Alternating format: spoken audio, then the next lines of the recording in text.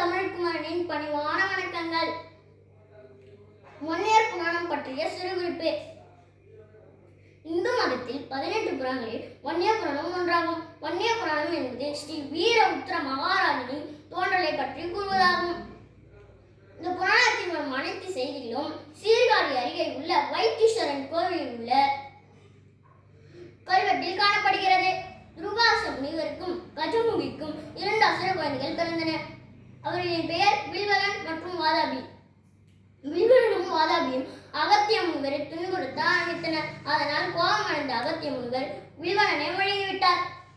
வாதாபி சிவபெருமானை நோக்கி கடுமையான தவம் இருந்து பல சக்திகளை பெற்று தேவர்களை மிகவும் துன்புறுத்தினார். இதை கண்ட நாரத முனிவர் சிவபெருமானிடம் முறையிட்டார். சிவபெருமான் ஜம்பு மகரிஷி அழைத்து வன்னி குச்சியிலே யாகம் செய்ய பணித்தார். சிவபெருமான் நெற்றி கண்ணில் இருந்து ஒரு துளி நெருப்பை அக்னிகுண்டத்தில் விழ செய்தார். அதிலிருந்து வெள்ள குதிரையில் கையில் வாழனும் ராஜ கிரீடத்துடன் வந்தார் வீர உத்திர மகாராஜா. சிவபெருமானும் பார்வதி தேவியும் தேவேந்திரனின் 2வது மகனான மந்திரமாளியை திருமணம் செய்து வைத்தார். அவர்களுக்கு 4 ஆண் பிள்ளைகள் பிறந்தனர்.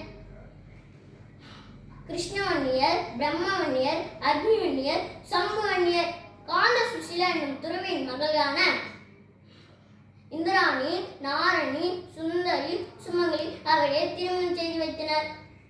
சிவபெருமான் ஆணைப்படி வீரருத்ர மகாராஜா வாதாபியை வதம் செய்தார். நன்றி, வணக்கம்.